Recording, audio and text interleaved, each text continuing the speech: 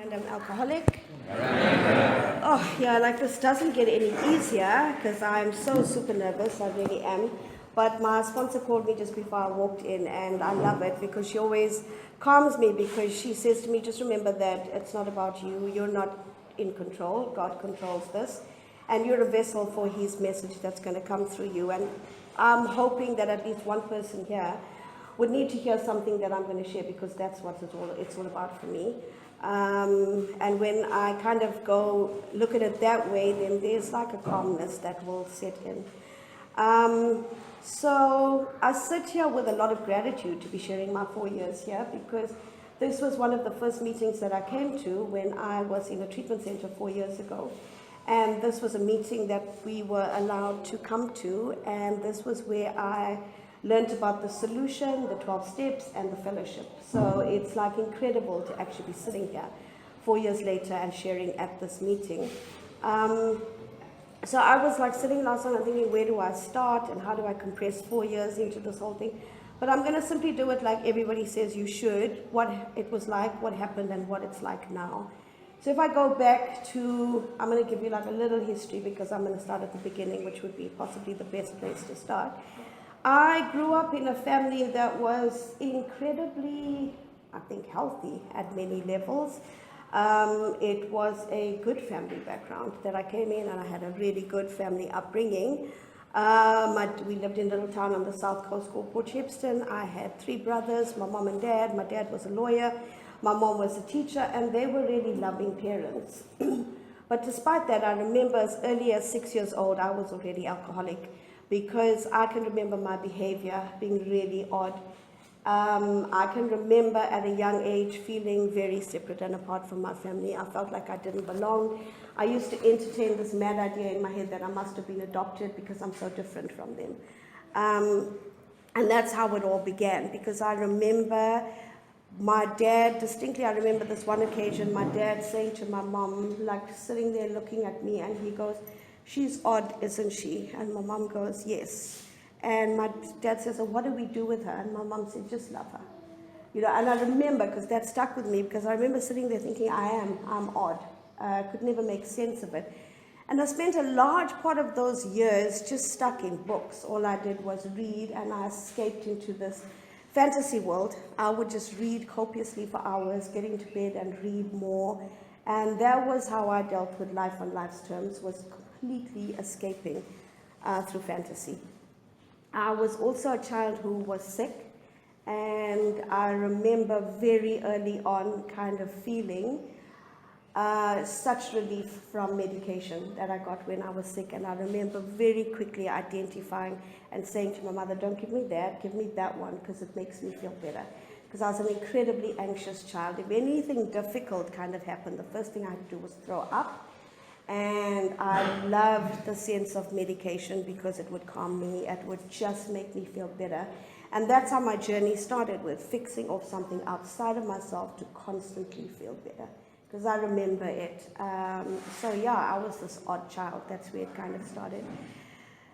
We lived there, and life was happy, and it progressed. I was kind of different from everybody. I found it difficult just playing normally with kids.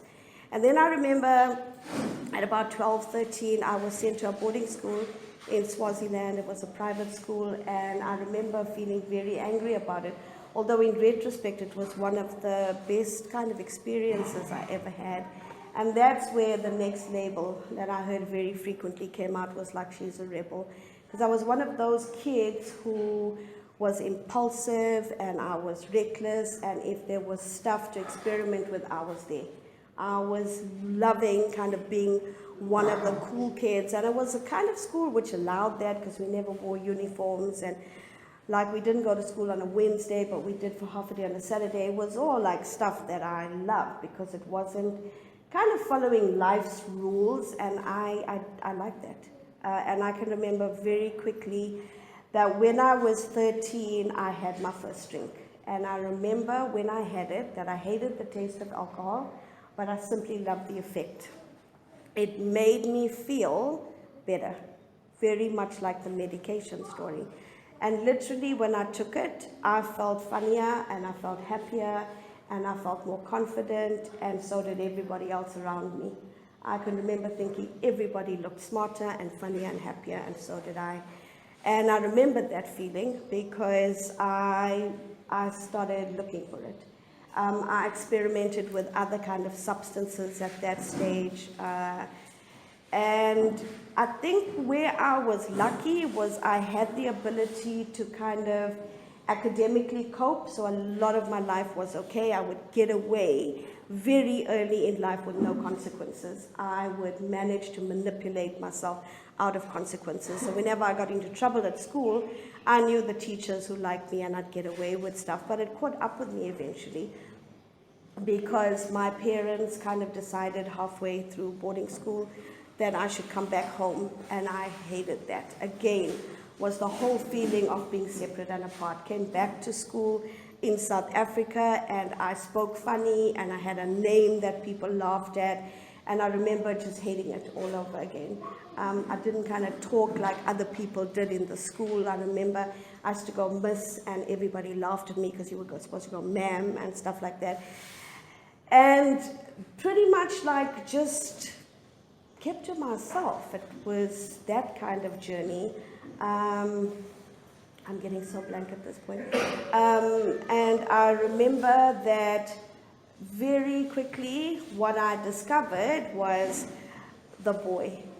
So I'm skipping to high school, and here was this boy. And I thought, like, this is it. I found my soulmate, the person of my dreams, and literally that's the history of my toxicity around relationships, because he was the boy who sat outside school, bunking school and drinking. And I thought, this is the person that I've chosen, and hence a lot of my chaos and unmanageability kind of progressed from that. So finished school and did well enough, and so did he, and we entered university together. And I can remember that every time there was a party at university, I had to drink to the point where I had to vomit and I had to pass out, but my life was still kind of unmanageable. Fortunately, I was able to go on and finish my psychology degree, but I remember that that was it. I already struggled with the disease of more. I didn't have a switch off button. I would come home and spend the whole of Sunday kind of trying to get better. And I married him. So here were two alcoholics getting married, and our life was chaos. It really was. We then kind of introduced into this equation very recklessly and very irresponsibly a child. And it was tumultuous. I mean, we were both drinking together. At this point, what I discovered was medication, because I was this poor wife who couldn't cope with life, and so I needed to use benzos and I needed to use sleepers in order to be a better mother. And at this point, you can obviously imagine that my mothering was like really poor. And we went on like this for 10 years, and what looked from the outside to be an incredible, amazing life was not. It was chaos, it was abusive from both ends, it was just irresponsible parenting, from the time I knew it. And here was Yashin introduced into this. Didn't last very long because, an unhappy marriage with two alcoholics doesn't last very long. And what we did was then divorce. So I then moved back to Durban. And that's pretty much where I think my rock bottom started happening, or my mini surrenders, because my surrenders always seem to have a basement. It went on and on like that. Came back to Durban, and again, in this equation was a family that was very supportive and loving and enabling at some point. So whenever there was something wrong in my life, I always had my parents and my brother kind of mopping up after me. So I moved back to Durban with my son, and I just relied on my parents to do a lot of stuff. And he would go back. So I was living in Johannesburg at that time, moved back to Durban. My ex-husband was still in Johannesburg. And what happened was that my son used to fly down to see him almost every weekend, and there was my kind of justification, that I was this poor mother raising the son all by myself. So the weekends meant that it was time to let loose. I felt that I deserved it because life was so hard. I can remember kind of sitting there feeling quite justified that I can actually do what I wanted to do. And a lot of my, I don't know, it was like kind of based in a lot of emotional immaturity, to be quite honest. But I developed this group of, or I started hanging around with a group of friends, and my weekends consisted of drinking. My weekends consisted of, from the time he left on Friday, to just be kind of shit-faced for the whole weekend. That's how it would go, and I would kind of sober up on Sunday and pick him up and kind of try to, I don't know, create some sense of normality. But what happened at this point was that I found two things. I found my drug of choice, and I found a toxic boyfriend, both of which ended up in actual mayhem. So I discovered this, and that literally became what I kind of, I don't know, hunted, like I followed it. It was my obsession. Both were my obsession. So we used together, and you can imagine that any using relationship gets very unhealthy very quickly. And this went on for, I think, 12 years. This whole cycle of drinking and using other substances and being in a relationship which I brought into my house, which you can imagine the chaos that ensued from that. So very quickly, I found myself in a situation, and I'm kind of trying to fast track because there's so much to say, in a situation where I woke up in hospital having overdosed on a whole lot of substances, having no idea how that happened, with my parents and my son sitting by my bed like terrified. And that was the first time that I got an ultimatum that you need to go to rehab. And I kind of did it because I was a little bit scared about what happened. But at this point in my journey, I really know that the positives of using was still there primarily. I thought it was still a positive influence in my life because I didn't have many negative consequences from that. So what happened was I went into my first treatment center, and my son moved in with my parents, and I refused to give up my relationship. I remember that distinctly, that I would do anything as long as you didn't make me leave this person. So I went into my treatment center, and I stayed there, and I promised and I committed to staying there for 21 days. That was it. And in 21 days, I was going to get my life back on track. And really, whenever my life got messy, I found this happened. I'd go into a rehab center, and I'd really start to feel better. I'd feel healthier. I'd be eating better. I'd look better. And I seriously thought that was my solution. I would go in and kind of went into this treatment center and came out thinking, well, I need to use it in a way that's less harmful to people. Because I love that whole harm reduction model. That I would use it with fewer consequences and not harming anyone around me. So I would kind of knew that I couldn't really use that drug of choice, but I could drink, and maybe I could just do it on the weekend, because that's what I did. I left there, and I think it took me a day to relapse with my boyfriend at the time. And I can remember feeling justified because why did my son have to move out? Okay, not understanding that my irresponsibility as a parent and not actually being able to be there was the reason, but that was my justification to use more, which I did. And it ended up just being, I think at that point, like 5 years of utter madness, with my parents constantly rescuing me from situations that I got into with this boyfriend that I had.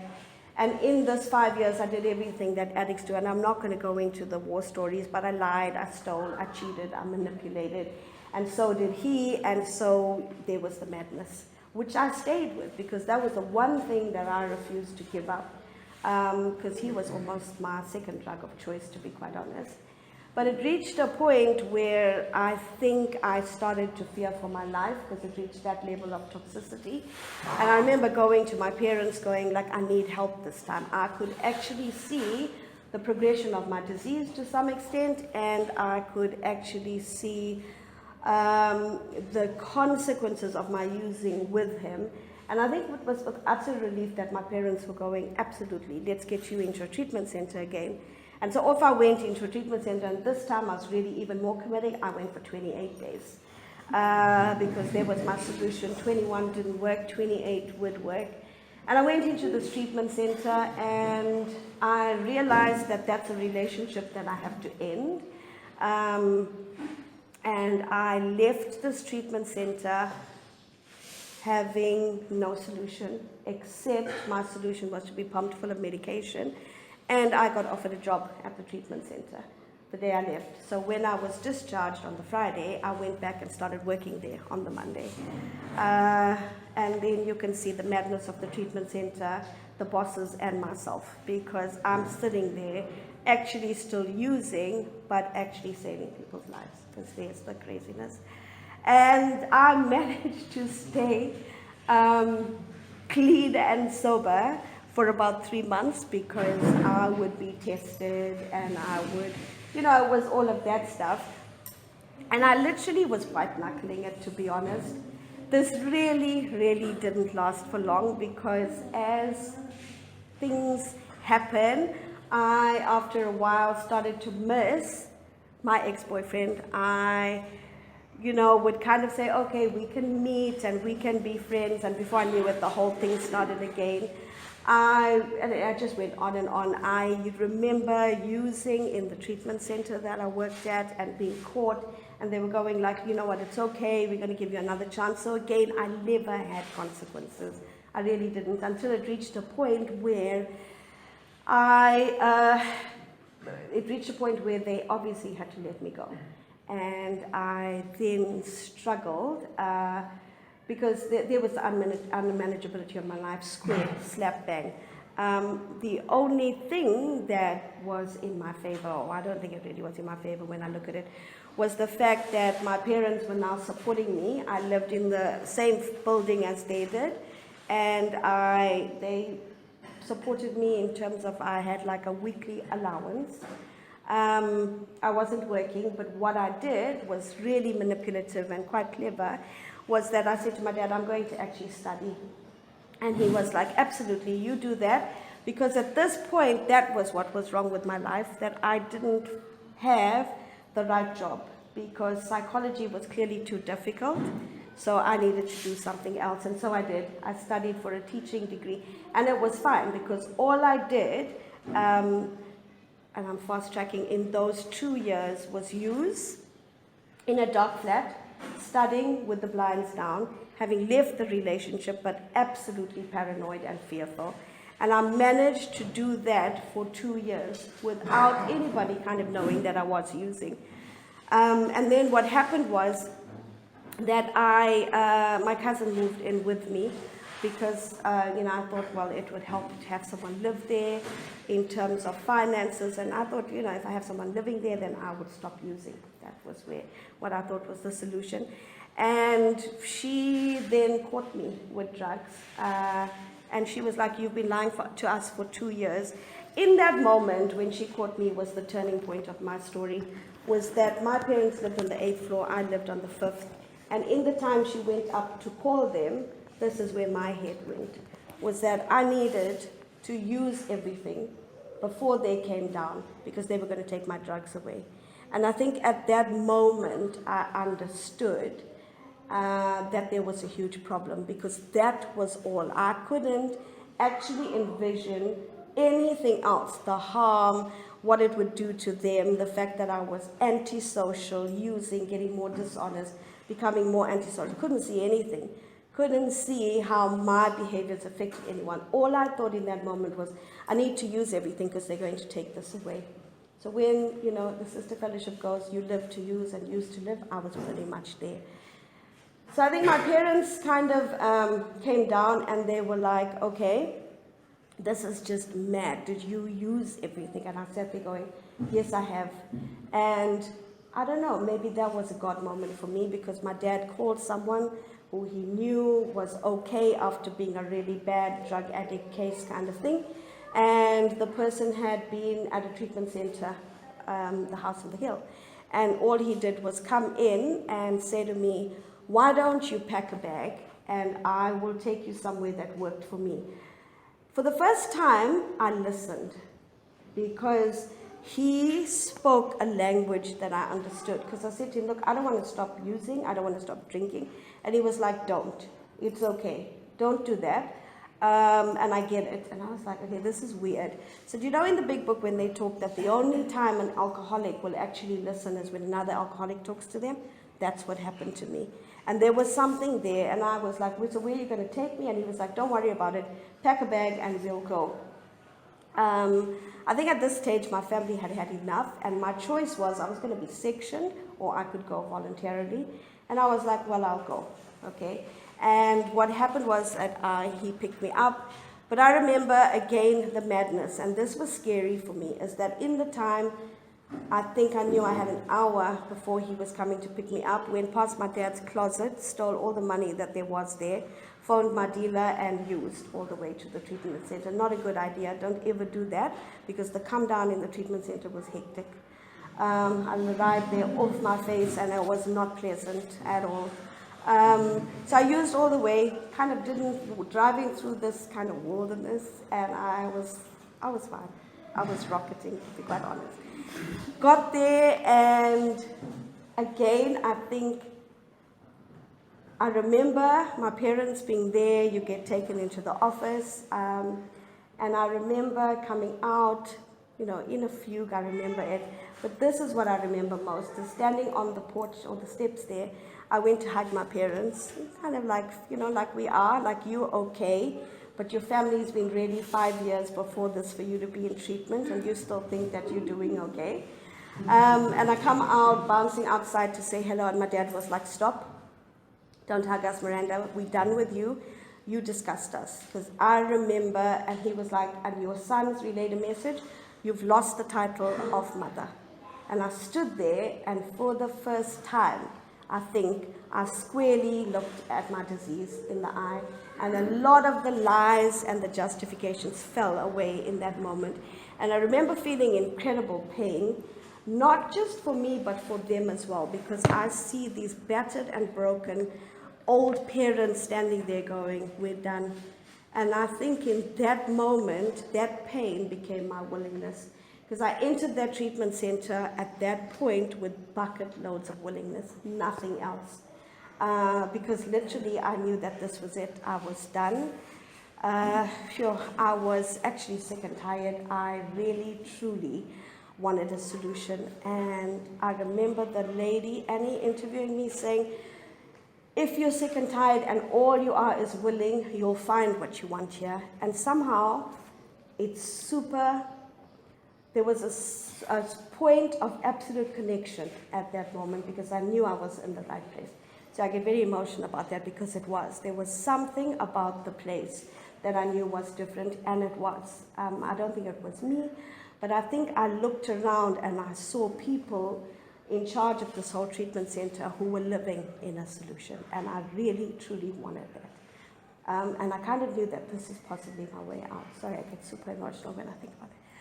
Okay, so I started my treatment center, started my treatment, and I literally can remember being horrible. I don't think many people liked me. I'm sure people will attest to that. I was like this zombie who had no social skills. I'd swear people, I'd push people around at the dining room table. I didn't know how to eat. I would gobble. I was living in isolation for a long time. I literally didn't know social skills. I did not know how to interact with people. But what I found that was incredible for me, and a huge part of my journey, was a feeling of connection and a feeling of belonging for the first time in my life. I think when they talk about the house on the hill being a house of love, it was. Because people literally were able to love me until I could love myself. I was really unlovable in my eyes at this stage, but I found that no matter what, this was happening. So you guys are familiar with concern groups. I think on day 10, the whole house concerned me. And I sat there like quite horrified, because they were like, we have a concern for Miranda, she has no social skills. And I was like, what do you mean? And they gave me examples. I bullied people to make my bed. I wouldn't talk to people. I had to sit in one place, and if anyone sat there, I'd swear there, and people had to bring me water. And I was like, okay. And I remember Caleb saying to me, what do you have to say? And I'm going, listen, I'm as sick and tired of myself as everybody else is. And then I think what the suggestion was is you need to put in a lot of action. And I did, only because I didn't want POTS. Because that was what's going to happen. Like, I literally didn't kind of know what this action meant, but I knew, God, if I'm going to have to do that, I'm going to put in action. And for some reason I did. I think I started putting in very mindless action, but I did. I have no idea what I wrote in my steps, because I had to come off. So I arrived there on a cocktail of stuff, right? And I had a cocktail of medication. And I remember the first day I got there, I knocked on the door and I was going, Josh, can I have some? And he was like, absolutely. And I thought, oh, I can stay in this place, it's wonderful. And so he did, because I was coming down, he gave me everything. He says, pick what you want. And I thought, wonderful. I did that and I went to bed. And the next day I went there and he was like, go away, you're mad. And I was like, who's this person and how can he talk to me like that? But then I had to come off it, and the withdrawal was hectic, and I'm grateful for the fact that it was. I'll tell you why. I struggle from the disease of forgetfulness, and I never want to remember. I never want to forget that, because I'll never go back there. It was horrible. I think it lasted for over 2 months, if not more. No idea what I wrote in my steps, because I was really off my face. I was really quite mad still. And I remember the first day coming down the stairs, feeling like human. And I remember being really tearful, because I didn't know how to actually feel things and interact with people, and I kind of loved the feeling, as difficult as it was. Listen, my withdrawal was hectic. Kind of had involuntary movement and shivers and electric shocks, but it passed. And I just remember the turning point there. I went in not being able to string a sentence together, and suddenly I could talk, and I found myself in the 60 minutes play, which was horrifying, but one of the best things for me on stage as the mother and whatever. And that was a turning point for me as well, because I kind of went in only with hope, and that really turned to faith. Because for that 60-minute play, we went to 5 schools in Durban, one of which was the school where my brother had died, which I never wanted to revisit. I used his death as an excuse to use for most of my active. And I had to go back there, and there was my amends sitting there. I went in with the whole team and my sponsor on the bus, and I was able to confront something that I could never let go of. And for me, that was God, because why would that happen in a treatment center? I'm in the 60s, I couldn't make sense of it, but that was where I think my faith started to develop. It was an incredible moment for me, and it was a moment of huge letting go. So pretty much ended up staying there not just 3 months, but 5. And the strangest part is I really didn't want to leave. But I kind of got kicked out. They were like, it's time to go. So I did. And when I left, all I knew was I need to stay willing. I had to. And the thing that worked for me in treatment was ask, listen, and do as you're told, because I literally had to just do that.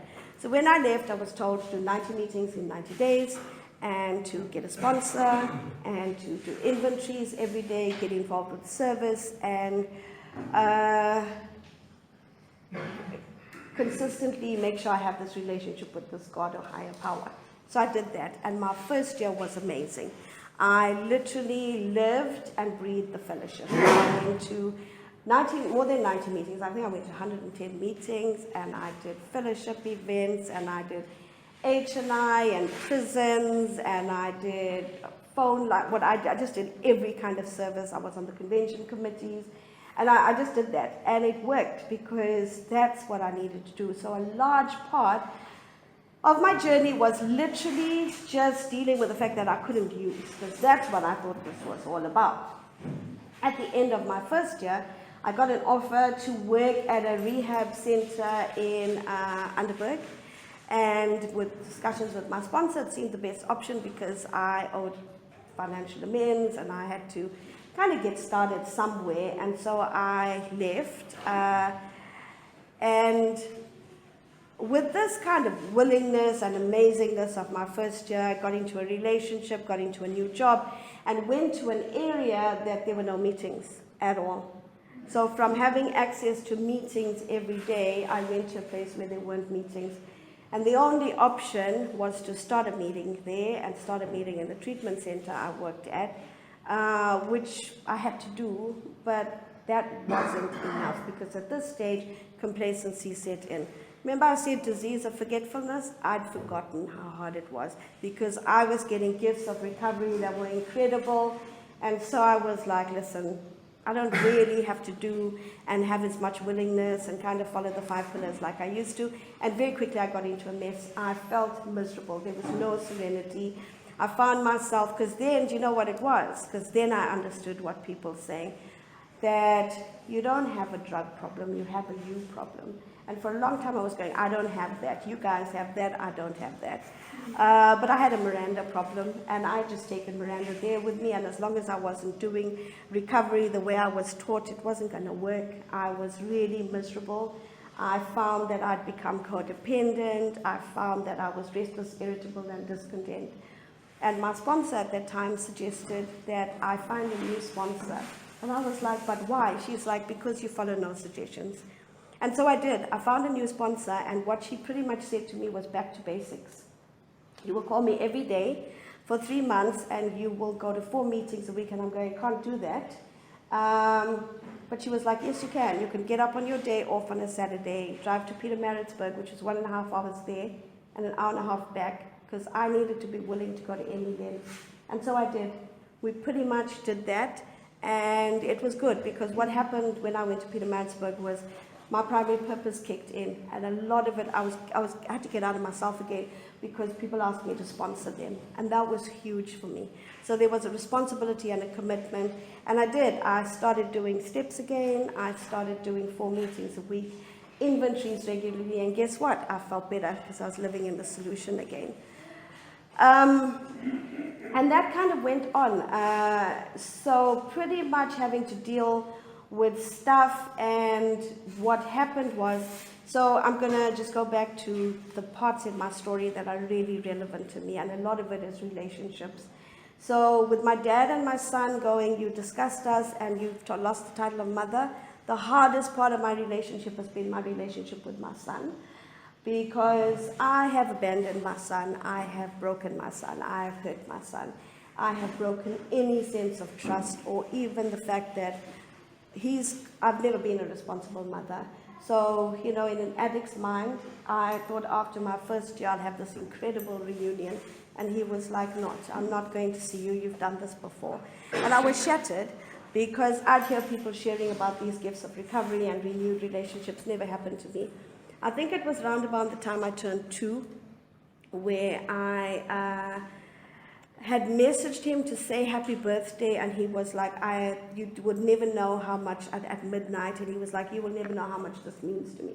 You can call me. And I was going, oh, eek, what do I do now? I need to phone my sponsor, because I wasn't ready for this. I'd waited, and what I'd consistently done in my recovery was message him every Monday, and he never replied for 2 years, and then he did. And I had my first coffee date with my son when I was 2. And that's been the greatest gift of recovery to me. Okay, I knew this was going to happen. Okay, right. And that is the one relationship that has grown in recovery. There's so much work to do. I mean, recently he picked up the phone, and it's become like this, Mom, I need to go on holiday to Cape Town. Can you give me a ticket? And I was like, absolutely. Firstly, I was available to my son to answer the call. And secondly, I was able to give him something that he asked for, which is huge. Do you know what I mean? Like, from relationships that have been broken, the first message on my 4-year milestone was from my dad.